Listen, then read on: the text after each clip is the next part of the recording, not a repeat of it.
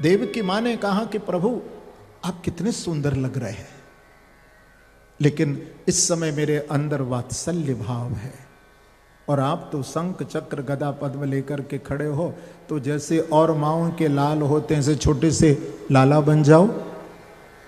तो मैया की प्रार्थना को सुनकर के भगवान ने अपने चतुर्भुज स्वरूप को छिपा लिया और छोटे से बाल कृष्ण बनकर के मां की गोद में किलकारियां भरते हुए विराजमान हो गए हैं।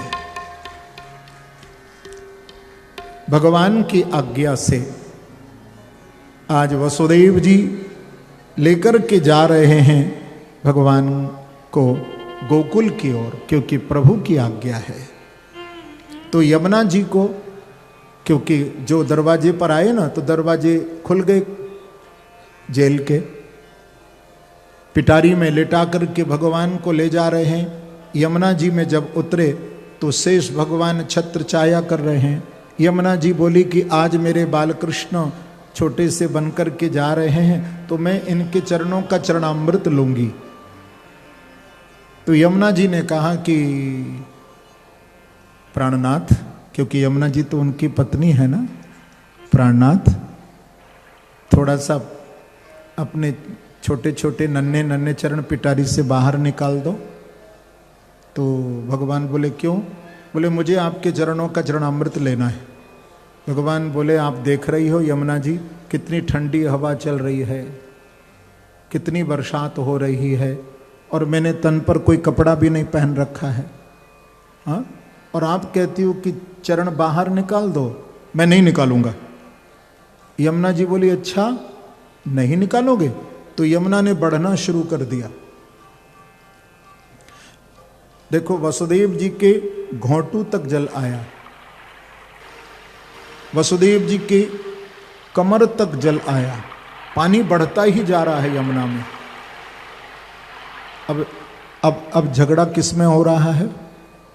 आपने देखा झगड़ा हो रहा है पति और पत्नी में, और आफत किसकी आ रही है? बोले ससुर जी महाराज की। सारे डूबते जा रहे हैं वसुदेव जी पानी में। जब कंठ तक पानी आ गया तो वसुदेव जी ने दोनों हाथों के ऊपर उस टोकरी को उठा लिया और कहा कोई लो मेरे लाला की रक्षा करो, भले मेरे प्राण चले जाएं। भगवान ने देखा, देखिए आज भी हमारे ब्रज में ये कोयलो नाम को गांव है, आज भी ये गांव है। ये कहा था ना कोई लो मेरे लाला को कोई लो, तो गांव आज भी है। तो जैसे जैसे प्रभु ने लीला करी है वैसे वैसे नाम उन गांवों के भी पड़े हैं ब्रज में। तो भगवान ने देखा कि अब मैं पिता को संभालूं या अपने आप को संभालूं, तो झटपट, क्योंकि भगवान जानते हैं कि 3 हट प्रसिद्ध हैं, आप जानते हो। पहला हट बाल हट, दूसरा राज हट, और तीसरा, जरा जोर से बोल दो ना, बस ठीक है। तो भगवान बोले कि अब तो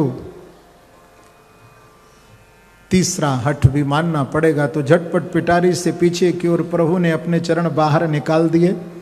यमुना जी ने भगवान के चरणों का चरणामृत लिया और मार्गम ददौ, झट दोनों ओर हट गई।